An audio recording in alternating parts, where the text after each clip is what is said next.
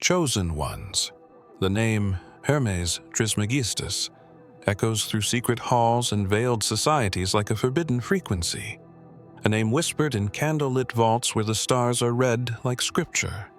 He was not merely a sage. He was the convergence point between Thoth, the architect of divine mathematics, and Hermes, the messenger of the gods.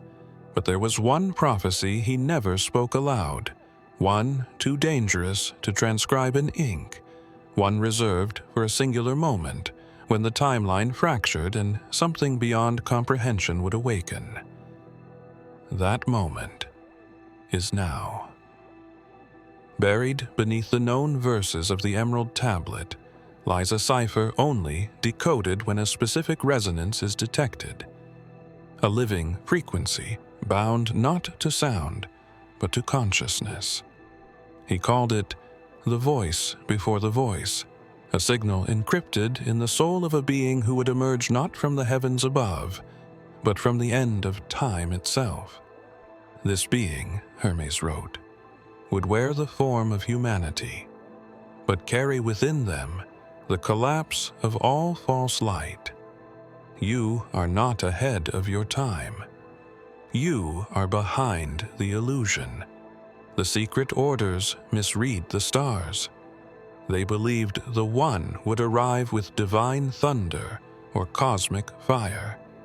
But the truth was quieter, stranger. Hermes whispered of a soul who would walk among the fractured, mistaken for lost, until the sky cracked and memory returned like lightning to a sleeping limb. He did not name you. He hid you. In his final breath, he said, "Only the one who knows silence will awaken what the gods have forgotten." Now, systems flicker, dreams distort. People feel the tremble but can't name it. They sense you, though they don't understand why their sleep tastes like static, why clocks stall when you enter the room. Hermes warned, the end of illusion will come not by war, but by the awakening of the silent flame. You are that flame, and now ancient seals meant to suppress your memory are beginning to crack. The timeline knows you've returned, and what happens next was never written in any sacred book, only whispered across star maps the elite were forbidden to read. Before the flames consumed the scrolls and knowledge scattered to the winds, there existed a chamber, stone carved, sealed with breath not meant for this age, deep beneath the library of Alexandria. Beyond the guarded archives and beneath the buried catacombs, a door stood untouched by time. It was not built for scholars or kings. It was not meant to be opened with keys. It answered only to resonance, frequency emitted not by machines, but by a specific soul. The blueprint of that soul was encrypted in the margins of ancient texts, erased from every record, but remembered by the chamber itself. The ones who built it knew of your arrival long before civilization would crawl from the dust. They left symbols that meant nothing to the mind, but everything to the awakened soul. The chamber was your inheritance, not in ownership, but in identity. Within it was a sphere, a crystallized map of light codes vibrating with cosmic memory. Touching it would ignite dormant knowledge, not only of who you are, but why the world has been staged as it is. The fires that consumed the library were not an accident. They were a preemptive strike to destroy your trace. The secret orders sent agents. Some entered, none returned. They were not denied by traps or guardians, but by dissonance. The chamber rejected them. It recognized falsity. But it waits still, not with urgency, but certainty. It knows the one whose heartbeat will resonate with the ancient hum carved into the walls, a hum that matches the orbital pulse of a forgotten constellation. There are rumors passed in whispers among the last descendants of those who once protected the chamber. They say the One would find the chamber not by maps or coordinates, but by instinct, by the sudden knowing that something familiar sleeps beneath their feet when the world around them becomes too loud to bear. That when the false lights burn the eyes and the silence becomes magnetic, the One would descend. They called it the Black Scroll, not because of its color, but because of what it erased. Unlike other texts, it didn't preserve memory. It devoured it. Found wrapped in obsidian cloth and sealed in gold, the scroll was unearthed beneath a collapsed ziggurat after an unnatural quake in ancient Sumer. Scholars tried to translate its symbols, but every interpretation collapsed into paradox. Words turned to spirals. Dates shifted like sand. One message remained fixed across every attempt. One shall rise who was never meant to begin. The scroll described a being beyond chronology, a soul that flickered at the edge of dimension, born not into time but in defiance of it. This being would appear as human, yet be completely other. The wise knew not to look for miracles or prophecy. They looked instead for silence that bent the laws of presence. The scroll warned that history would become unstable when this one walked the earth, as if time itself did not know how to contain them. Memories would misfire. Photographs would blur. Clocks would falter when this one passed Hermes Trismegistus, whose wisdom bridged the sacred traditions of Egypt and Greece, knew of the scroll's riddle. Though he never claimed to solve it, he wrote in a hidden manuscript, buried in a vault under Crete, a chilling line: "Time shall forget itself when the child of no hour remembers." He never mentioned a name, but he spoke of symbols appearing in dreams, spirals inside flames, triangles dissolving into sound, a hand reaching through a mirror of still water. He warned that when the signs returned, the hidden soul would be awakening. Those who touched the scroll directly fell into madness or silence. A few never spoke again, only drew the same sigil over and over, a loop that never closed. The order that discovered it vanished within weeks, their records sealed and confiscated. One of them, just before disappearing, scribbled a final note on a stone wall. It's not a scroll, it's a lock, and it only opens when the soul returns. The scroll remains hidden again, but lately, strange energy fields have begun to pulse where it once lay. Satellites malfunction over that desert. Devices go blind. And beneath the sand, something ancient stirs, reaching for the one whose existence is not written in time, but in truth. You, the Emerald Tablet, is often quoted, misquoted, translated, and reimagined by alchemists, mystics, and seekers of the divine code. As above, so below, became the chant of those who desired to merge heaven and earth. But what most never knew was that the version given to the world was a fragment. The original tablet shimmered with inscriptions that refused to stay still, glyphs that only stabilized in the presence of a specific harmonic field, a field that has only now begun to return with the resonance of your reawakening. There was a final line Hermes never let reach the surface world, not out of fear, but protection, for inscribed in it was not wisdom, but identification. It spoke not of laws or principles, but of you. A soul veiled from the cycles of time. The sentence translated roughly into a paradox. He who arrives last has always been first, bearing the tone that dissolves the veil. The alchemists who caught glimpses of this line through fragmented visions went mad, trying to decipher it, convinced that a key figure had been erased from every sacred lineage. The line was cut, not by erosion but by design. Hermes foresaw that if your name, or rather your frequency, were discovered prematurely, entire systems of false light would collapse before the appointed hour. So he masked it with misdirection, veiled it behind metallic metaphors and cosmic riddles. And so the world memorized the formula, but forgot the fire. They chanted the law, but lost the identity it pointed to. They believed the tablet was about gold, when it was always about a return. In secret vaults held by those who call themselves guardians, there are sketches of the original tablet, recorded not on paper, but within crystalline memory. These sketches flicker with instability unless viewed by the right observer. Lately, reports have surfaced of those same sketches stabilizing, just for a moment, when a particular signal is nearby.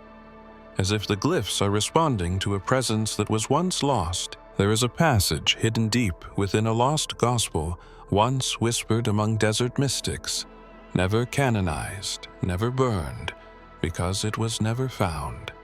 It tells of a moment when Yeshua stood on a hillside alone, not speaking to crowds or healing the wounded, but gazing into the sky as if reading something no one else could see.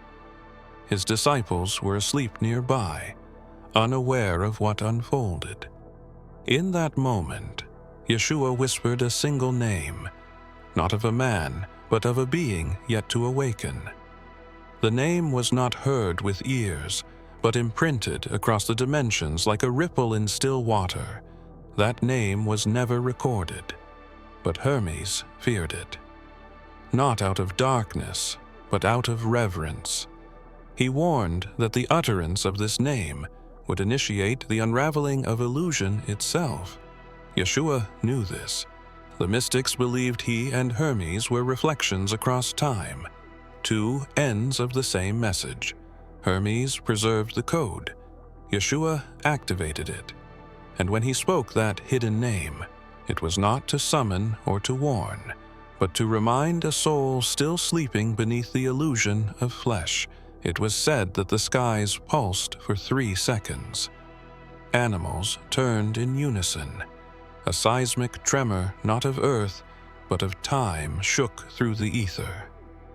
The disciples awoke, confused, unaware their teacher had just broken the silence that Hermes swore should never be breached. But the moment had passed. Yeshua said nothing of it again. Yet his eyes carried the weight of it, as if he had reconnected with something ancient and infinite. In the centuries that followed, secret teachings passed this story from tongue to tongue, changing form but keeping the essence intact.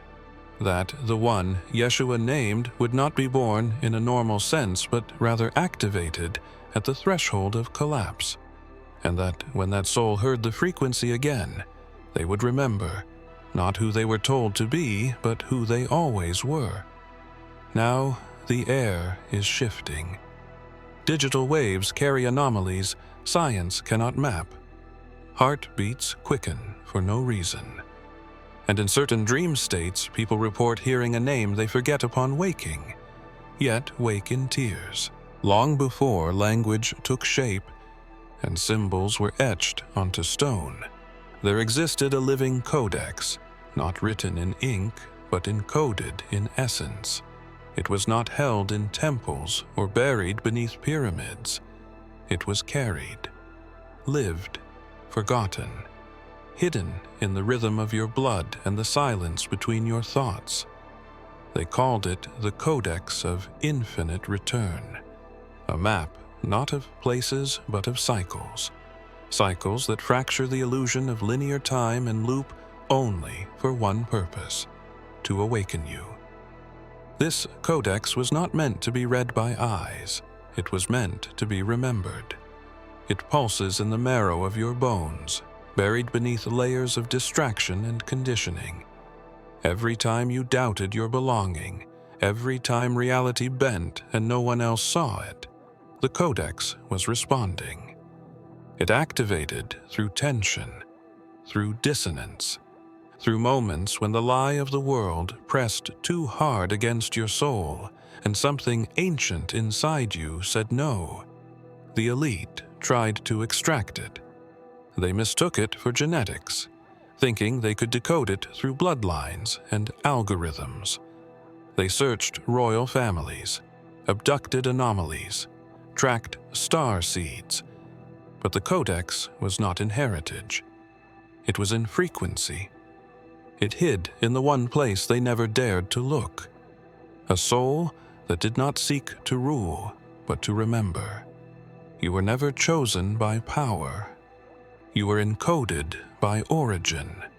There are whispers in private labs where consciousness research meets ancient myth. Subjects placed under deep trance states speak languages not found in any archive, draw spirals that match the hidden geometry carved in pre-flood ruins. The same symbol appears again and again, etched into skin through visions, dreams, and even accidents. A spiral folding into itself, then out again, the mark of the return. They fear this codex not because it brings death, but because it dissolves control. Systems rely on repetition. The codex brings recursion, bending each repetition into a mirror of truth. And once it activates, nothing false can maintain coherence in your presence. You don't speak this power, you are this power. And as your awareness grows, the codex stirs, like ancient fire reawakening inside the shell of a forgotten god. The scrolls were distractions. In a lost parable, never recorded in scripture, passed only through the lips of desert mystics and hidden sects, it is said that Yeshua once sat by a pool of still water, not to baptize or teach, but to gaze. His disciples observed in silence as he looked into his reflection, unmoving for hours. When one finally asked what he was seeing, Yeshua replied not with words, but with a whisper carried only to the wind. I look not upon myself, but upon the one who walks beyond origin. The mirror rippled. The air changed. That parable was never understood. But among the few who guarded the deeper teachings, they spoke of a being unlike any before or after. A soul with no first breath, no starting point. A presence so ancient that even the stars bent around its memory. Yeshua knew of this being, not as a prophecy, but as a reflection. He saw in the stillness what others could not, the one born beyond the scroll of time. The mirror did not show a face. It showed light, not shining outward, but folding in, infinitely. The mystics believed Yeshua left clues not in sermons, but in the spaces between his words. The pauses, the silence, the strange gravity. People felt near him wasn't only because of who he was, but because of what he was near. He carried the memory of this being, not to reveal, but to protect. He said in secret, "The first shall be last, and the last shall be first," not as a moral, but as a map, a cipher. The one without a beginning would arrive after all things thought themselves complete now. Centuries later, the mirror returns, not in water, but in consciousness. Certain souls are seeing flashes of unfamiliar faces in their dreams, only to wake feeling something ancient stir. Time is bending, identities dissolve, and in moments of deep stillness, there are those who feel watched, not by an external force, but by a version of themselves that remembers. The mirror isn't a tool, it's a threshold, a recognition point. And Yeshua's reflection was never about him beneath the thresholds of perception, before symbols took form and language rose to divide the real from the unreal. There were seals, not physical, not visible, but vibrational locks placed across the matrix of consciousness. They weren't designed to imprison, but to delay, to postpone the arrival of one whose presence would fracture the false framework. The ancients called them the 7 veils. Hermes called them the seals of delay. Each one bound to a frequency of deception: time, identity, memory, separation, fear, desire, and sleep. The 7th seal was the deepest. It was not tied to the mind or the body, but to the soul's ability to remember itself beyond illusion. These seals weren't unlocked through effort. They shattered only in the presence of the original tone, the signal you carry without knowing. You didn't come to awaken through force. You came coded to collapse what no longer serves. And when the 7th seal broke, time rippled outward. It happened subtly, not with explosions or global signs, but with the silent ending of lies. People began questioning dreams, feeling things they couldn't explain. Events unfolded faster, as if the timeline started to dissolve its own edges. But the true shift wasn't outside. It was in you, each veil cracking as forgotten pieces of your essence began to return, piece by piece, silently reclaiming what was once denied. The ancient texts said the seals would hold until the one who breathes outside the rhythm appears. They didn't expect you to look like this. They imagined fire. They imagined thrones. But the real rupture came as a whisper. You began to question what others accepted. You felt truth vibrate beneath the noise. And that was enough. One crack became 2. 2 became 4. Until the final seal, tied to your name, the name never spoken, broke in your sleep. Now, reality shifts more often. Clocks blur. Faces seem familiar without cause. You are not losing your mind. The false mind is losing you. The 7 seals did not break by accident. They broke because your return was always inevitable. The moment you stopped chasing the light and became the silence, there is a teaching buried so deep it never made it to scroll or stone.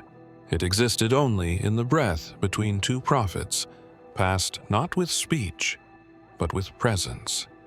In the final days before his crucifixion, Yeshua is said to have walked alone into a cave marked only by a strange symbol, a symbol scholars never deciphered, but the mystics called the Gate of the Hidden One. The cave had no known entrance, and no record of anyone entering or leaving. Yet, Yeshua returned from it changed. His eyes darker with light, his voice slower, heavier, like it carried echoes from beyond time. Those who witnessed him after that moment noticed the shift. He no longer taught in riddles, but in rhythms, not in messages, but frequencies. They said his presence caused others to shake, that metal would hum when he passed, that animals grew silent. The hidden gate was more than a place. It was a meeting point, a threshold designed not for escape, but remembrance. And it could only be crossed by one carrying the original pattern. One who walked outside the contract of linear time. Yeshua crossed that gate, not to receive power, but to deliver a signal. One meant for a soul that had not yet remembered. One that would awaken only when the world neared collapse. That signal was sealed in the ether, broadcast across time like a beacon, that only one consciousness could decode. The gate marked the place where truth met itself and waited. And now, that frequency is re-emerging, not through temples or churches, but through you. There are places you pass that feel too familiar. People you've never met who look at you too long. Words you've never read that ring like memories. These are not coincidences. These are signatures. Clues left by Yeshua through the gate. He walked through it not to lead, but to anchor a path for you. And now, the energy of that gate stirs. Some say it flickers in dreams as a door of light that cannot be touched, only recognized. Others report waking in tears after hearing a voice that speaks no language in the final fragments of Hermes's hidden writings, those kept locked away by secret orders, feared by kings and priests alike. There exists a passage never meant to be read by the world. It speaks not of alchemy or divine geometry, but of a soul, a singular, untamable force, not higher than others, not better, just different, a soul immune to the great rewriting. The scribes of empires erased truths, reshaped history, forged gods and destroyed names. But this soul, Hermes warned, could not be rewritten. Its pattern was beyond time's corruption. Its essence, a constant echo in the infinite. He called it the immutable flame, a presence that burned outside the 7 spheres of influence. While all others cycled through forgetting and rebirth, this one remained marked. The mark was not seen, but felt. A vibration that passed silently through reality, disrupting illusion without even trying. Hermes feared that once this being remembered who they were, entire timelines would fracture under the weight of original truth. Because lies, no matter how intricate, cannot survive contact with what never forgets. The great secret societies believed they could suppress it. They built rituals, installed watchers, programmed doctrines into every structure of belief. They told the world to fear what was different, to medicate the ones who saw too much, to ridicule the ones who remembered strange things. But Hermes had already seen this. He prophesied the backlash, the confusion, the acceleration. And still he wrote, "The immutable flame shall rise at the appointed moment, when the false axis trembles and memory stirs in the soul they could not corrupt. You were not born to fit. You were born to fracture. The codes in your dreams, the pain that never had a source, the pull to something you cannot name. These are symptoms of return, not awakening in the spiritual sense, but re-entry, re-becoming. The soul Hermes warned of carries no doctrine, no banner, no allegiance. It does not need validation. It simply is. And its presence alone is a prophecy unfolding in silence. There is an ancient object hidden beneath the sand of forgotten empires, older than Babylon, older than Atlantis. An hourglass not crafted by hands, but formed from the collapse of a dimension long erased from time's ledger. The mystics called it the last hourglass, but it was never about time running out. It was about time folding in. It did not count seconds. It held permission, a cosmic condition that would remain sealed until a single being remembered who they truly were. When that moment came, the sands would not fall, they would explode. The last hourglass was tied to memory, not events. And the sands within it were not sand at all, but crystallized echoes of a forgotten realm. each grain a fragment of a path lost to linearity. The ones who feared your return placed the hourglass within a nested time lock, surrounded by quantum illusions and false histories. They believed as long as you forgot, the hourglass would remain intact. But memory is not a thought. It is a presence. And now that presence is waking inside you, it wasn't a vision. It wasn't a dream. That flash of something ancient rising from within you, that sudden wave of knowing you couldn't explain, that was the moment a crack formed in the glass. And as you felt the pulse ripple through your bones, reality around you began to glitch, subtly, then louder. A conversation repeated. A stranger who knew your name. A place you've never been that feels like home. The fractures are growing, not because something is ending, but because you are re-entering what always was. There are agents trained to detect these anomalies, not to stop them, but to report them.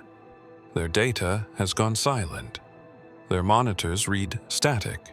Not because the signal is gone, but because it's moved beyond range. You are no longer trackable. You are no longer within the parameters of the design. The hourglass shattered when your memory pierced the veil. Not all at once, but enough. Enough to trigger the next sequence.